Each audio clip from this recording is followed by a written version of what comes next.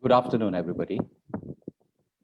Let me welcome you to the fourth in our series of dialogues organized by Introvert Network Asia in collaboration with Quiet Impact Asia.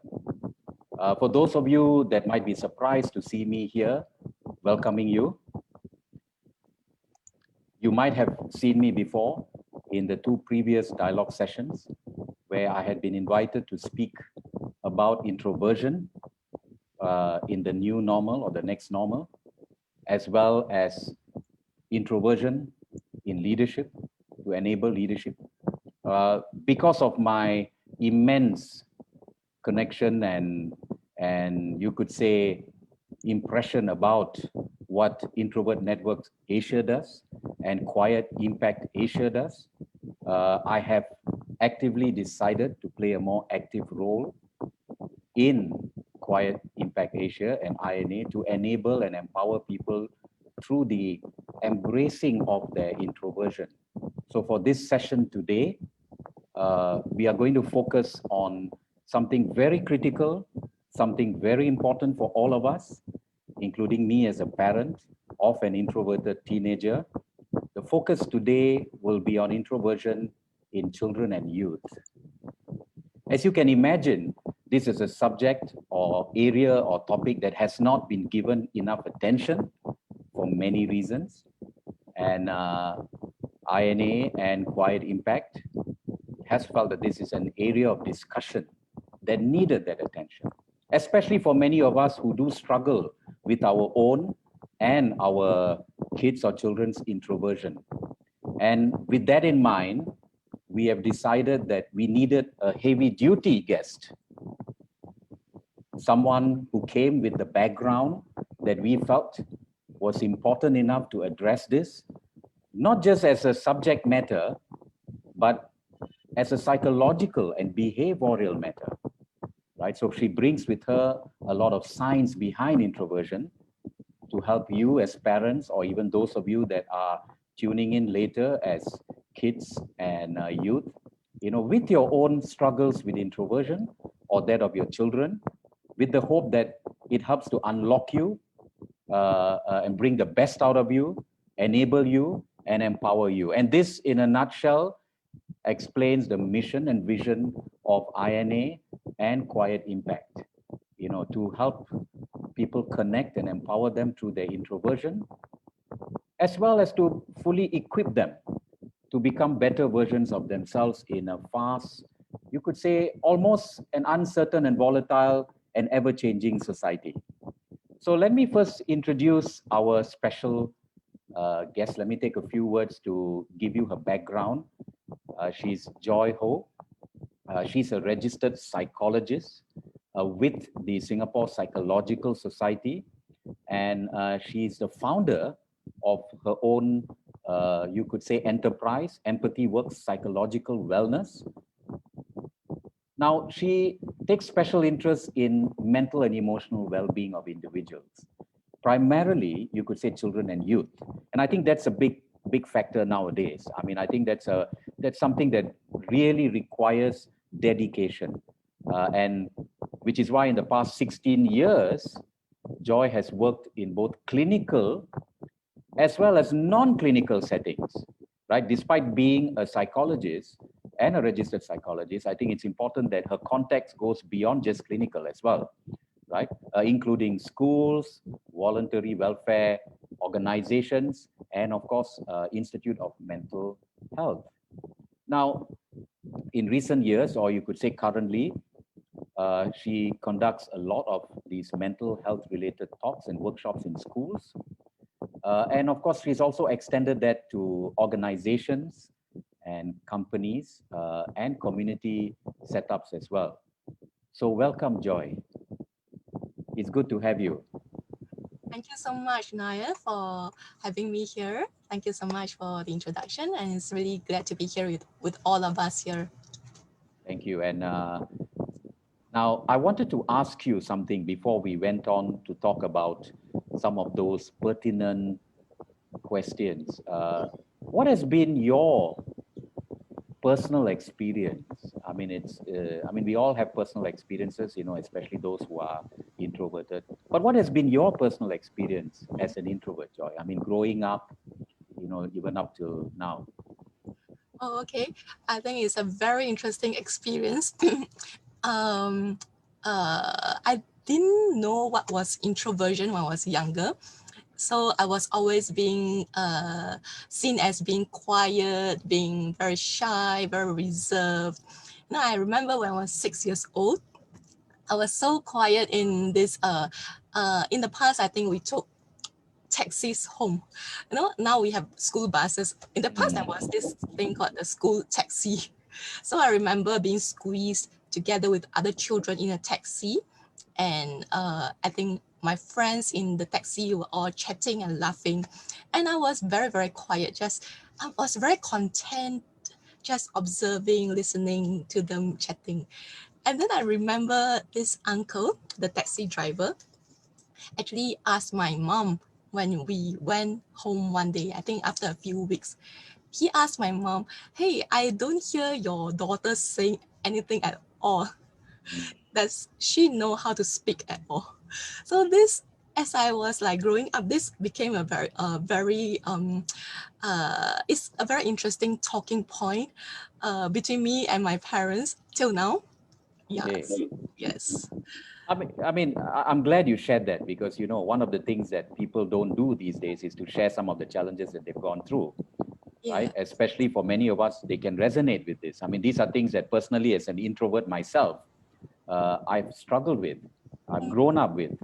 Yeah. And I feel that, not enough attention is being given to that. That's why now as a parent, I believe it's our responsibility to, take the time to understand what introversion is and what it isn't, and that is why our focus for today will be to actually look at how introversion may be seen and experienced differently between adults and children, because there are big differences. And how will this awareness or understanding by parents and teachers as well, let's keep in mind that children and the youth spend a considerable amount of time in the school setting, even more than their home, and the school becomes a major influence for many of them. So it's important that this awareness and understanding by parents and teachers benefits the students. And I think what we will also look to kind of just discuss through our conversation today is what it may take. What are some of the steps, that parents can take actually moving forward in wanting to get the children to not just survive, but to flourish and thrive, uh, you know, uh, with their introversion in the school and at play or even at home, right? So I think this in itself will become critical. Now, it's important that we begin by first addressing what I consider to be the most important question at this point. And basically, I think this would be something that most of us would also want to know, even personally for me. And as a psychologist, Joy, uh, how would you know if a child is introverted? And of course, is it important that parents know this? Yes. Okay. Sure. I think there are certain traits or behavioral signs that will tell us that a child is more introverted. For instance, if the child maybe prefers to actually spend time on his own, like maybe doing some things like reading, doing things playing on his own, for instance, or maybe the child before joining a group, okay, before joining his friends, you observe from a distance, observe before joining in. And also maybe this child might take time to think before he responses to questions, for instance. Or maybe this child could be actually after a period of like spending time with other people at a gathering or a party, he just needs time to actually recharge, and he needs time on his own to recharge. If not, he will be a bit more cranky if he's like pushed to another event again. Yeah, so these are some little behaviors that we can observe that this child could be a little bit more of an introvert. Okay. I mean, it's interesting you mentioned the word recharge. I think that's one of the key aspects about introversion and extroversion. The idea that introverts sometimes recharge differently from extroverted people, right? Yes. So I think that's a key critical aspect. And now, why do you think, Joy, that it's important? Because you mentioned that parents need to observe this. Why do you think it's important that parents actually observe it? I mean, why can't we just say, yeah, the child is just going through life, it's okay, they will grow out of it? Why is it so important for parents to kind of notice this? Okay. Because I think the society at this moment still values a lot of introverted traits like being outgoing, being sociable, being able to speak and Mm, express ourselves very quickly, mm, for instance. And then let's say as parents, if we're not aware that, hey, my child, this is part of my child's temperament, there's nothing wrong with this child.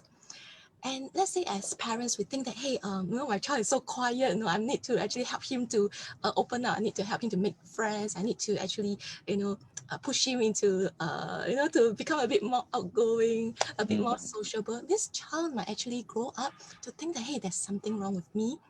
Exactly. Is there something wrong with me, to be uh, how I am now? And this might actually affect the self-esteem for the child and even the confidence of the child and in the long term. And you might think that, hey, my parents don't actually love me for who I am. I have to be somebody that I'm not. And this actually is detrimental to the child's growth and well-being in the long term as well. Yeah. I think you are absolutely right in that. And as a parent myself, and even growing up myself, I can understand that because oftentimes we seem to embrace the extroverted qualities.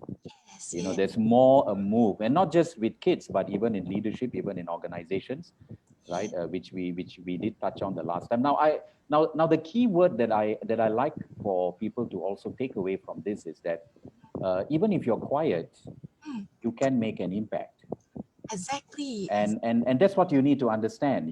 So the idea of quiet impact is so powerful because that's what it is. Exactly. There is power in embracing that side of yourself. Wouldn't you agree? Yes, fully agree. In fact, I think there are so many people who are so successful, and we know that they are introverts. Mm, People like Bill Gates, you know, yes, yeah, people like Muhammad Gandhi, people like yes. Mother Teresa, and also yeah, people who are really introverted, but they can be leaders and they can be successful in their own rights. Yeah. Yes, and I think one of the key things that we want people to also take away, which is also the platform here, is to kind of educate people that it does not mean that you are quiet throughout. Mm, So keep in mind that there are different contexts where people could be as sociable and as vocal. It's just a lot to do with how introverts recharge and maybe get energized, isn't it? I mean, that's important. So personally, for me, for example, now I'm a coach, I'm a facilitator, I run workshops. Now, some people would say they can't believe I'm introverted. They say, how can it be? You seem so open with people and sociable. How can you be introverted? So I often tell people this. It's got nothing to do with that. It's got nothing to do with me being vocal in settings or stuff like that. You can have a highly vocal and sociable person, but he's also introverted. And I think that's the challenge for parents who struggle a little bit with noticing that in their children. mm. So you believe that it's important for children to actually uh, to what about children for them personally to notice it about themselves? What would you advise them, for children? I mean, as I'm talking about the youth and older, how could they notice this? How could they find out? Okay, I see. Okay, I think firstly, I think I totally agree with what you mentioned that it has nothing to do with whether we are being shy or not. A very big myth of people is that introverts are shy, which is totally Mm, not true. Some that's true. introverts can be not shy, and some extroverts can be shy. Yeah, so Exactly. big difference for children, even and as well as their parents, is to be able to understand what are the differences and what are the myths. Yeah, And for children, they need to know that as an introvert, it's not about them being no good or but it's that they need to recharge. They need to understand that they need to recharge after spending time with people. And this is so vital to us as introverted adults. What more a child? Yeah. Exactly. So for them, I think for parents, they need to actually understand first what is introversion, and to be able to recognize that the differences between extroversion and introversion, and each on its own, each type of temperament has their own strengths. Yeah. I do like what you've said. It's not a one size fits all anyway, Exactly. right? You have to take the time to understand and appreciate that each child, in the way they cope with the world, is very different, and they cope with their own challenges, even introversion. Now, I can tell you primarily that for kids growing up, there's always this feeling that we will outgrow it, isn't it? I mean, this has always been the message given, even in my upbringing and many as well, and perhaps some could say even in an Asian culture as well. There's certain things that we don't talk about, and stuff like that. But children cope with it. It does not mean that they overcome it, right? And what happens is whatever has been formed in childhood often becomes worse when they become adults, right? So I think these are the misconceptions that people might have about introversion. Now on that topic itself, now it would be quite important, I feel, now for people to understand the differences between introversion in adults and children. Are there distinct differences in your view? Certainly. It's just like for instance, like as adults, as introverted adults, like for instance for myself, now when I was younger, I didn't have the skills, perhaps because of certain experiences, lack of experiences. I didn't have the skills to know how to actually manage certain social situations. And for children, they might not also be have the skills to know how to manage their emotions yet. So as we grow through our um, as we grow up, we might actually there's this thing called the adaptive introvert. So Okay. I will still, for instance, as an adult, I'm still an introvert by nature. Okay, but maybe as I grow through my life journey, I acquire skills to know how to perhaps speak up a little bit more, perhaps to know when I need time to actually recharge, to know how to manage my emotions a little bit better, to know how to express my feelings a little bit better. So it's a developmental journey for many of us, from a child to adult. Yeah. So, but Yes. children, when they are very young, they might not have acquired that skills yet. Yeah. So I think that's the main difference, and it can be challenging if adults around the child are not able to actually firstly understand that this child, there's nothing wrong with this child, and secondly to if they're not able to embrace the child's uniqueness as an introvert, or acknowledge the strengths of this introverted child, okay, it might be very challenging for the child himself or herself. Yeah. Exactly. I mean, it's already challenging for children in this current age and time. That's I mean, with all that they have to go through, I mean, not just with the COVID, but generally the environment that they're exposed to with social media and all the things that are going on. And of course, the key thing also is the appreciation that sometimes adults need to have is also just as important as the appreciation their classmates need to have about them as well. yes. Because that's the one thing that is often forgotten, because in understanding what another classmate is going through or has or maybe identifies with, it also provides other children with greater empathy, isn't it? Exactly. Yeah, empathy, really like that. Yeah, Do you exactly. agree with that? I mean, what's been your experience like in situations like that? Have you found that sometimes when you do run these sort of workshops and kids start to understand it, do you find that their classmates also start to behave differently with them?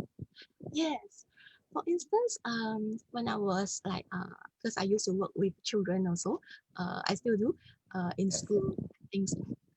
Sometimes the child might be very quiet, might prefer to have some do his own thing on his own, do some drawing or reading. Other children might label this child as antisocial or friendly. Yeah, so there's this lack of maybe awareness that Yes. perhaps every child is different, and you'll see groups of children who are so noisy. But when children, when they are actually taught that everyone is different, everyone has their own uh, personality traits, everyone is unique himself or herself, okay, and I think they need to actually learn from a very young age that uh, they are unique, they are special, they have their unique strengths, they don't need to compare with other children, and also learn to appreciate people around them, their peers around them. So I think it helps to, when they grow up, it helps them to actually become a little bit more empathetic and a little bit more observant towards other people. Wonderful, and I think these are the key factors. I think that makes it so important.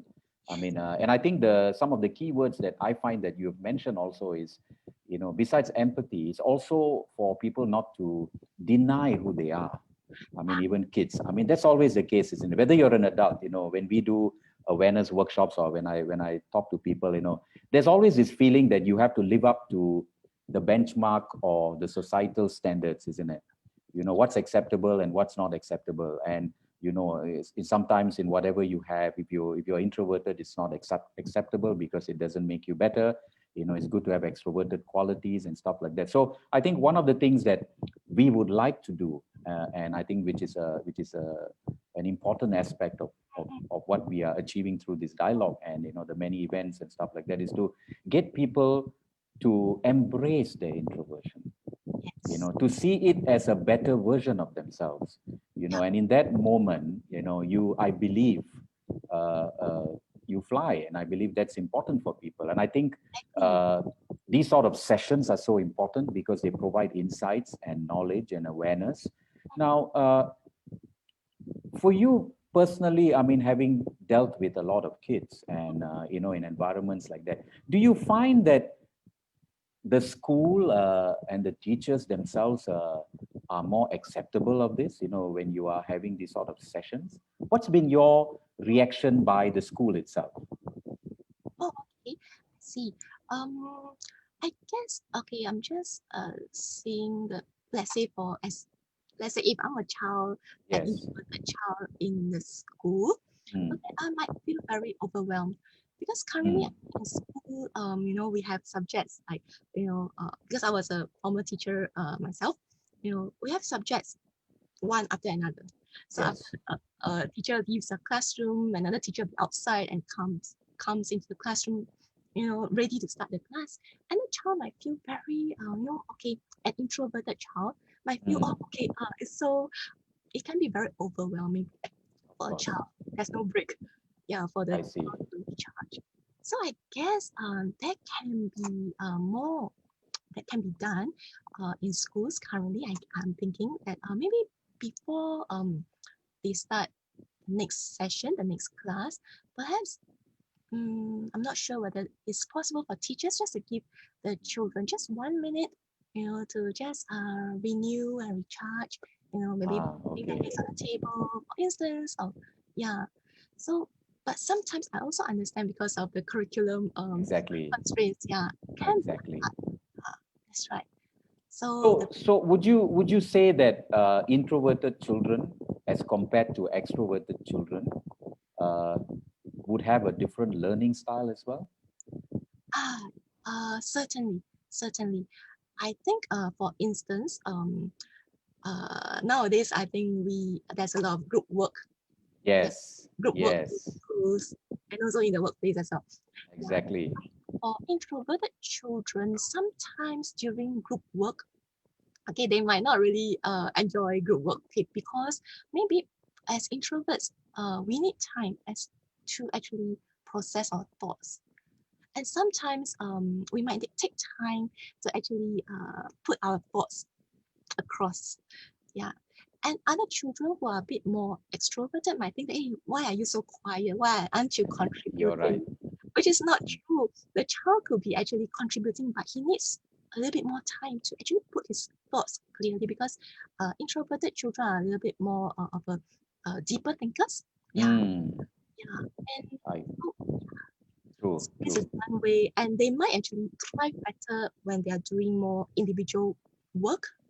So yeah, I guess maybe for teachers to be able to be a little bit more aware of this, that a child who is quiet doesn't mean that he's not contributing, but maybe he needs just a little bit more time, would be really helpful for the child. Gentle nudges. Yeah. I agree with you, and I think a lot of us who are introverts have responded in very different ways, for this crisis, on virtual platforms, and the way we learn and the way we operate. So I agree with you. The most important factor that I find that is important here is that an understanding that we all have different ways in which we operate and we learn and we accept things. Some may take longer there. Introverts, it doesn't mean they're slower. It just means that they need to have a lot more information. Yes, right? that's right. That's important, right? Sometimes you can be very structured. You want to know more. You need the details. You ask a lot of questions. So sometimes you find that introverts, and this has always been the experience, and I've noticed that very, very keenly in my daughter, because she's quite highly introverted, is she tends to ask a lot of questions, and sometimes people don't understand that. I see. You find the teachers, oh, you got so many questions. Why? Just do the job, stuff like that. So sometimes they need to know before they can move forward, right? Isn't it? Yes. They are careful thinkers, and they actually need to process the thoughts. I mean, the information. They need a little bit more time. Yeah. Yes. And would you also agree that they tend to be very a little more analytical, if you like? Yes, certainly. Right? Certainly. Now, from a psychological angle, what do you think this would do to an introverted child who feels that these sort of qualities are not being acknowledged and addressed? What do you think are some of the psychological and perhaps behavioral challenges that introverted children might experience, moving forward? Okay. Firstly, I'm just thinking, let's say if the adults around them do not understand that, hey, no, this is part of the temperament, that there's nothing wrong with them. Yeah, psychologically, if they don't get this understanding from the adults who are so important, the parents, I think it might actually affect their self-esteem very much. Good point. They might think that they are no good, or they might actually shut down and don't try. Because I'm thinking, but no, you think that I'm slow, you think that I'm not doing my work, I might as well don't try. Now they might actually shut down, or maybe they might actually feel anxious. For instance, like going to gatherings or going for for group sessions, like group discussions. They might maybe initially they might feel okay, but let's say if people around them start to say, hey, why are you so quiet? Or why aren't you contributing? Why you think so much? Why you think so long? They might actually start to be anxious even before they go for such discussions or situations, because they think that, oh dear, I must say something. I must do something that people will accept, and it actually creates a lot of anxiety in them. And if these are not addressed, we know that actually stress and anxiety, when people are stressed or anxiety, it might develop into certain things like depression, or like the person might actually become very withdrawn. Yeah, so it would be very helpful for adults around them to firstly be aware, understand, and to embrace them for who they are, and to perhaps to actually acknowledge their strength, and to and also perhaps give the time, structured some time for them to recharge. I think some strategies for adults to help their children will be really, really helpful, and will go a long way. I mean, it's wonderful you say that, because we cannot reinforce how important it is. I mean, a topic like this, an introversion in children, some may say, yeah, okay, that's fine. But at the end of the day, as you've just shared, you can see the impact if this is not addressed. I mean, as you mentioned, self-esteem is a big issue. I mean, self-esteem isn't just in kids, it kind of moves on and it develops into adulthood as well. And, you know, when it does, you know, it affects the way you participate. And I think this is the other factor about introversion as well. You just mentioned that the impact on a kid is to feel that, you know, shut down or even to step back. Now, and then people wonder why the child is not participating in school, isn't it? Now, so these are the factors that come into play. And sometimes a simple conversation is all you need.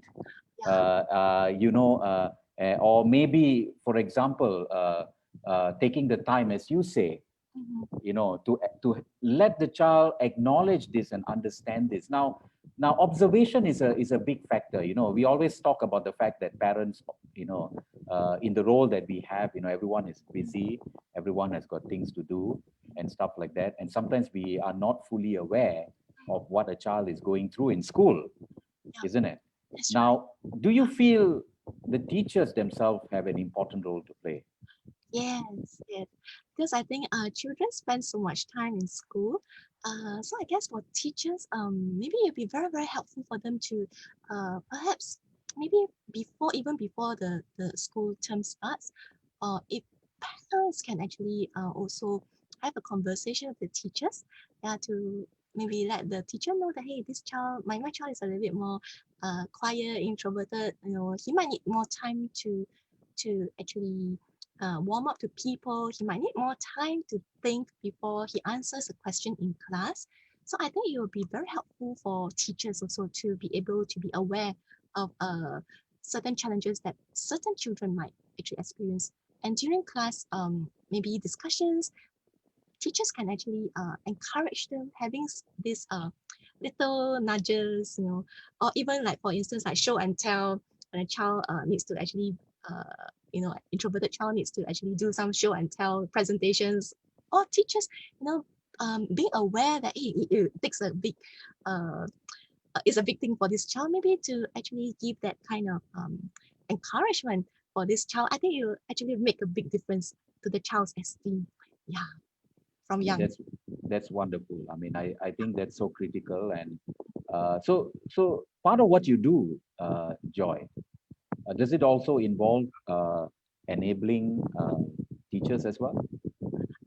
Yes. Like for instance, like let's say if I do counseling, if needed, we actually talk to the teachers about the child's challenges or temperament, yeah, specific temperament of the child. Yeah. I think that's good because, you know, teaching is such a sacred responsibility. It's not easy, I can tell you. You know, it's dealing with so many issues, as well as, you know, the curriculum which you have to complete. And yet at the same time, you could say that you do shape the minds and the hearts and the behaviors of the children who are put under your care, just as much as parents do, right? And you want to make sure that the both home and school environment is consistent, isn't it? Is it important, you feel, that there is a consistency between what they get and what they gain at home and in school? Is that important, you feel? Very important, I think. And one thing that just came to my mind is like, you know, in school, children, you know, the more extroverted children, the children who actually answer questions quickly or raise their hands very quickly, usually get the opportunities more, yeah, than the quieter ones or the introverted ones who might think, might actually consider before speaking out or consider before volunteering for something. So maybe one thing that I think might be helpful for teachers could be also to actually maybe take time before they choose, give some opportunities to the more extroverted children. Perhaps look out for the ones who might be a bit more hesitant, give them some gentle nudges. Yeah, I think agree that would with be you. very helpful.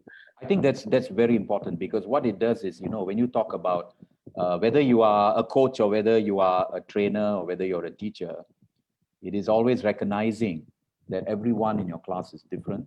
There is a diversity, and different people do learn differently, do pick up things differently. And sometimes there is an active role, right, that you may have to play in trying to create the right environment as well, isn't it? It's not going to happen naturally.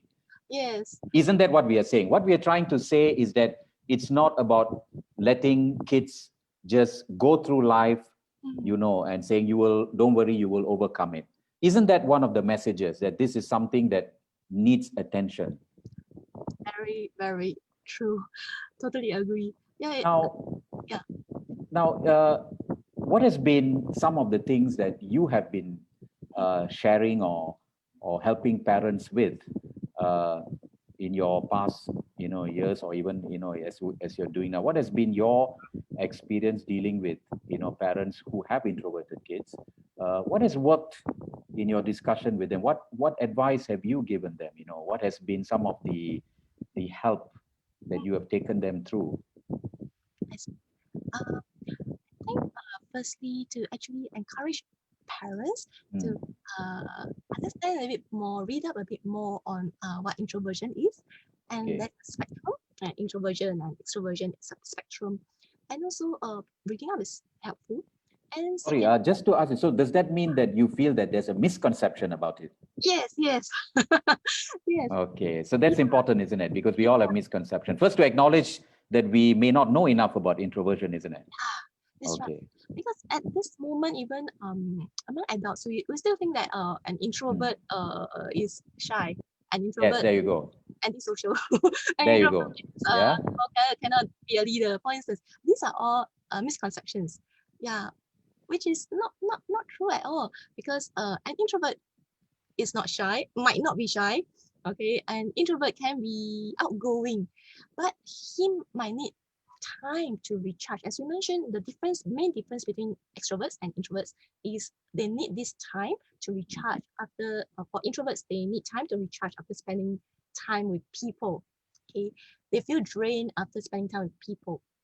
For extroverts, they feel energized in their interactions with people. You're right. Yeah. So having this time to actually recharge is so vital for introverts. So I guess maybe one thing that I usually let parents know is that, okay, there's nothing wrong with your child. Some parents will ask, hey, my child is so quiet. No, he doesn't talk, or when he comes home from school, he's so quiet and there's something wrong with him, is it? Okay. Yeah. And they get so anxious about this child. But I think for parents, it's important to know that, hey, this is part of his coping mechanisms. There's nothing wrong with him unless he cannot function. For instance, he starts to avoid school, he starts to, not talk at all at home, even at home, then maybe that's something that we need to take note of. But let's say if he needs time after school to recharge, or after a day out with his friends, he is quite quiet when he's home. That's actually part of his coping mechanism, which is perfectly okay. So another very important strategy that parents can use is perhaps for younger children. For instance, just now we talk about like coping skills. Yes. The children might not have these coping mechanisms. For instance, they might not be aware of when they feel tired, or what can they do if they feel overwhelmed and stressed. So perhaps parents can actually teach children, how to, relax. Like for instance, simple breathing techniques, and perhaps even do some role playing with the child. Even for instance, before going to a party, the child might feel a little bit uncertain, anxious about what will be there, who will be there. Perhaps parents can give them a little bit of a longer runaway, so that maybe to discuss a bit about what will be going on in the event, so that the child is a bit more prepared. Maybe teaching the child simple social skills will help. Yeah, that's great. And I think you've shared quite a bit about what parents can do. But I also want to ask you, is there a scientific test where it comes to identifying an introversion? I mean, is there something that, because a lot of it is either based on behaviors, isn't it? I mean, it's what you see the child is going through. So for parents, moving forward, what can they observe? What should they observe now? I mean, let's say there are a few things. Let's say there are 2 to 3 things that parents should observe moving forward. Because, as a parent, that's important. You know, the kid may not share everything with you. You may not know what the child is going to, happen. Even if you speak to the teacher, sometimes there is always this feeling that there is a gap between what the teacher himself knows or Yes. herself knows, isn't it? Because I can believe that the friends may know the person better, but there are certain gaps, there are certain challenges in trying to identify this. So for parents, moving forward, what should they observe? What are some of the signs, as you can, just a reinforcement of the signs that they need to kind of keep an eye for? What would you advise them? Okay, what are the behavioral Yes, signs? the behavioral signs, because we shared it a bit, but I just want to put this into perspective, just to make that important. Okay. Okay. For instance, let's say because even two introverts can be very different also. Very different. You're right. Because introversion and extroversion is a spectrum. There's a spectrum. You're right. It's a spectrum. For instance, if the child prefers to interact with one or two friends, instead of you see the preference of the child, this child, he prefers one or two friends as compared to large group play dates, for instance. That is one sign. Okay. And let's say if the child, when you notice that when the child is doing something that he really enjoys, like things like reading or even like building Lego. So he's really, really totally engrossed. Okay, that's another sign because when introverts, when they are interested in something, when they have this passion in something, they really put their all inside. Yeah. Or when we notice that the child, sometimes you ask the child certain things and he takes some time to respond, okay, before he talks, as opposed to another extroverted child, you ask him one question, before you finish your question, he might actually answer. Okay, then so that's one other sign. Or another one telltale sign could be, okay, let's say the child is the introverted child is very talkative at home. Yeah, but you notice that when he is in a not so familiar environment, okay, like a friend's house, he suddenly becomes very quiet and he observes Yes. the corner. Yeah, that could be another sign that hey, this child could be a little bit more introverted. He needs Yes. time to warm up. Yes. When he's more warm up, he can be very talkative. Yeah. So here are some behavioral traits, and of course, I think there are some surveys or some questionnaires that might be helpful. Yes. Yeah, for Yes. parents also. Yeah, nowadays people are looking for stuff like that, the science behind introversion, if you like. Now it's now while we are speaking as well, we are also going live and we do have questions from the audience.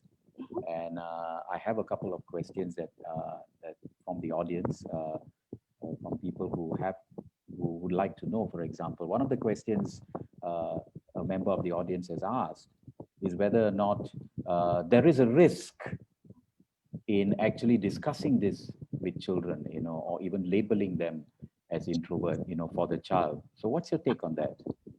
Yes, I think for parents or even adults, right? I think our language is really important. I think especially when we have, let's say, a few children at home, and some might be a bit more extroverted. I think our language you know is very powerful. The words that we speak can impact a child a lot. Yeah. For instance, if we keep saying that hey, it's no, okay, it's okay. She's like that. She's Yes. shy. Okay. For instance, Yes. the child will actually internalize it. Okay, and say that something is wrong with me. Exactly. Perhaps instead of saying that, if a child is a bit more quiet in unfamiliar situations, maybe we can tweak a little bit of our words and say something like, okay, she's feeling quiet right now, okay, acknowledge that the emotion of the child, she's feeling quiet right now, or maybe okay, she needs a little bit more time to warm up, or instead of saying that, okay, she's she's too so quiet like a mouse, for instance. Maybe we can say something like, okay, my child, she listens well to people. Yeah, she listens well. So a trick in the way we speak. And children are very observant. Children are really observant. Little, the little words that we have for children, they actually create a big impact. So maybe instead of labeling our child as quiet, or or unsociable, for instance, tweak a little bit of how we say it, like oh, she's a really, oh, instead of saying that she doesn't have many friends, okay, she doesn't like friends. Maybe you can say something like, oh, okay, my child she treasures friendship, so she actually puts her attention on one or two friends that she really likes. So yeah, I think just that's wonderful. I get your point completely. A lot of what uh, we need to do, I mean, not just in my capacity as a coach, but as a parent, and a lot of us need to understand is the way we communicate is so important. It's what we say and how we say that makes a big difference. Because keep in mind that children are quite fragile, much as you think they are not, right? Mentally, they tend to develop issues based on the way we communicate. And if you make them feel a certain way, because keep in mind that self-esteem, though it has something to do with the environment that they are in, a lot of self-esteem is based on how a child or even a person feels about themselves, right? That's why it's called self-esteem. So when you start to label children, or you start to say like, we have to fix you, yeah, there's something wrong with you, let me go and fix you. So it's almost like conversation is almost in that manner. Okay, you're not performing well, you're not good enough, you're not doing well in exams, you're not doing this. So we need to do something about it. Now, do you find that sometimes it's difficult for you to be accepted as well in this sort of conversations? yes. Sometimes, even as an adult, now, although I might have the certain coping mechanisms now, but I'm still by nature an introvert. Yes. Okay. There you go. Yeah, that's right. My nature, my temperament will not change, but I can adapt perhaps more easily as adults, right? We adapt more easily to different scenario situations. For instance, let's say let's say in a group setting, in a group setting when I'm out with my friends, let's say my friends, new friends, and I'm very content just sitting there, just observing, just listening. Okay, but sometimes when well-meaning friends, they might ask, hey, Joy, why are you so quiet? Why don't you say something? I feel like, hey, okay, okay. It might actually increase this stress in and out in myself. Okay, so I cannot be myself in this setting I because understand. that's right. So But even but it also helps you because you can relate to it, isn't it, as an introvert? yes, that's Because you right. might have gone through the challenge and you know what it's like as well. And that's what empathy is all about. That's right. Empathy is also because you have got that experience with you and you know what it's like. Now, do you find that in situations like this, uh, that parents sometimes like to share these things with other parents? Do you think it makes a difference if, let's say, because one of the things we like to do is to hear stories from other people, so that we feel that we are not alone, and then we can learn from others. Do Yeah. you find that it helps if they also share these sort of discussions with other parents?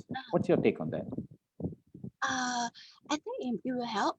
I think let's say if it's a group where it's a safe space for parents Mm, actually encourage and support each other, it might help the parents, especially let's say if the parents, some parents might be extroverts, they might not have exactly. personal experience when growing up how an introvert will be like. It's like, what are the challenges of an introvert. So I guess maybe being in a safe space with other parents who have introverted children, I think will actually help to give a more rounded perspective to the child, of the child.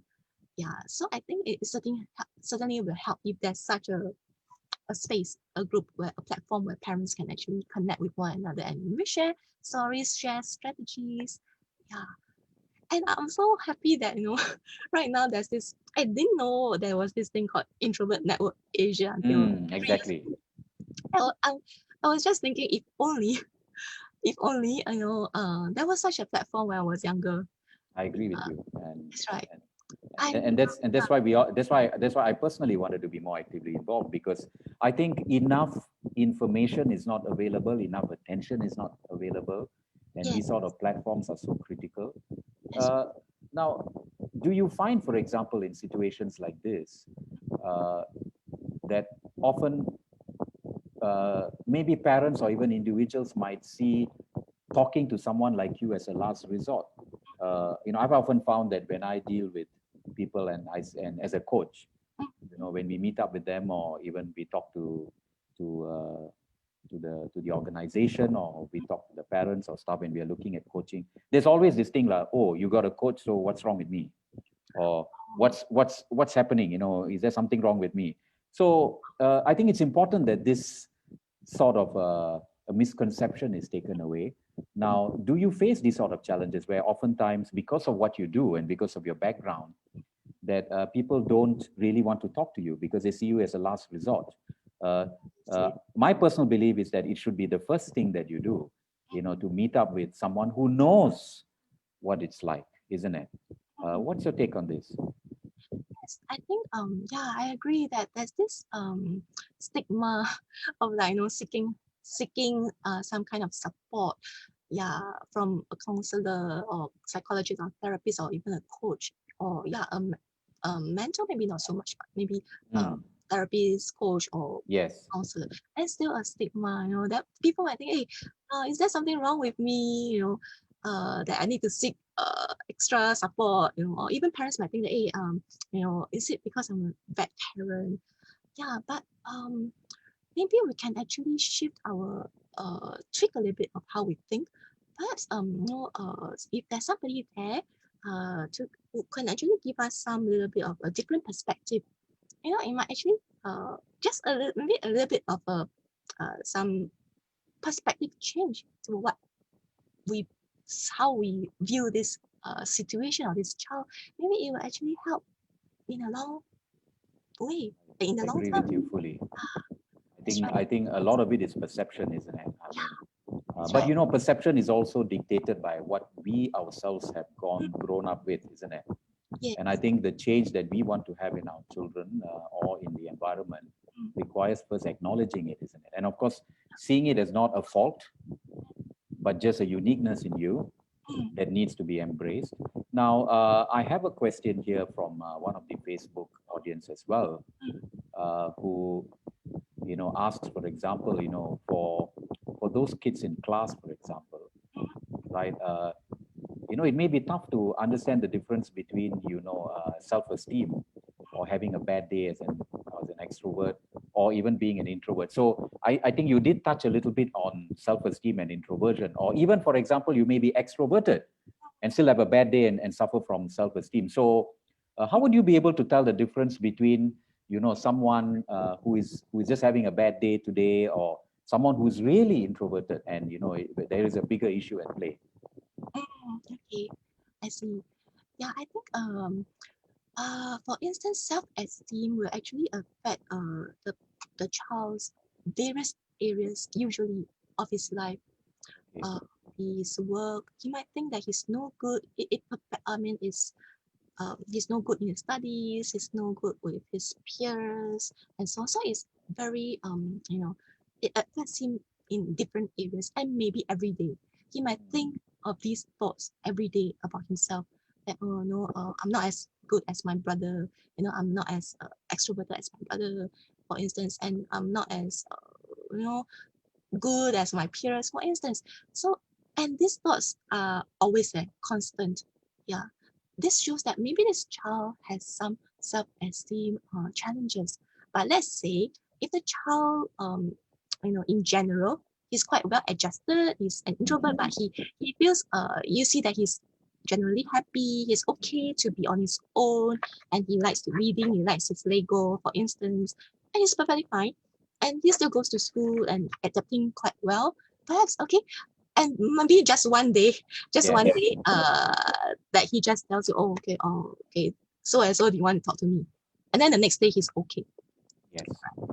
And I think that's the big difference. So the duration of this kind of like feeling, these thoughts, the duration, and also how frequent they are, I think it is the main difference.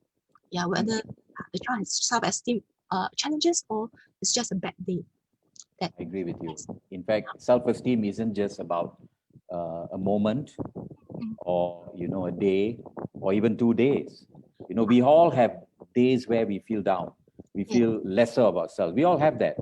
But, you know, when someone is having a self-esteem issue, it manifests in many things. It even leads to psychological issues, right? And, you know, people with low self-esteem have been known to even go on to do some very drastic stuff. exactly. And, you know, from that perspective as well. So I think it is a serious thing when you say self-esteem. It is a longer term observation, right? It's not, I mean, we all have bad days, as I said. You know, some people say, oh, I felt depressed today. It's not the same as having depression. You know, it's the same thing, right? You know, if you have depression or clinical depression, it's very different. It's a longer term impact on your health and well-being and your mental state, right? You know, that requires special attention.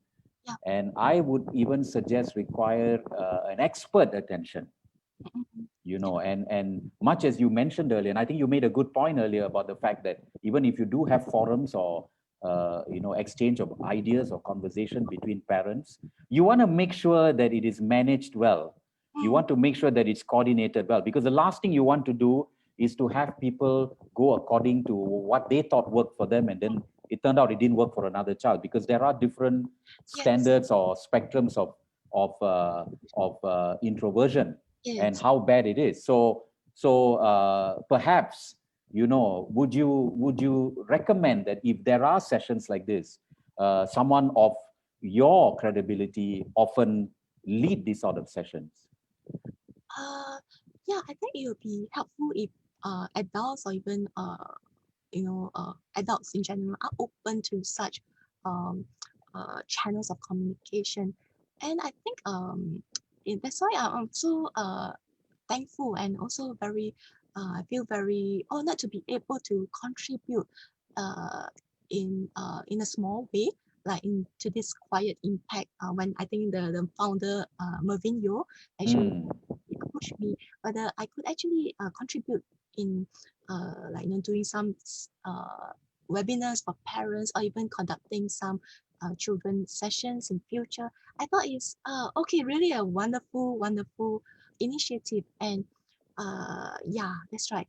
So to be able to, because myself as an introverted child, like going through the challenges while I was growing up, I thought that it's really cool to be able to contribute to parents so that they can actually be that supportive pillar for their child when they are growing up. Yeah. I think it's wonderful, and I think the key message here is that knowledge is important, awareness is important, right? Taking the time to give yourself and children time. So one of the things that you are going to be doing, I think on November 10th, as I understand, is to actually help parents or help people go deeper in, isn't it? I mean, we've touched the surface only. I mean, it's a longer term conversation of many conversations. And I think you have a very important role to play, just as parents do, and just as teachers do, as the students do itself. And I think I would like to, on behalf of Quiet Impact and Introverts Network Asia, thank you very much for taking the time to share your thoughts and insights. With that, we look forward to catching up with you again. Thank you very much, Joy. Thank you so much for having me. Thank you, Nair. Thank you very much.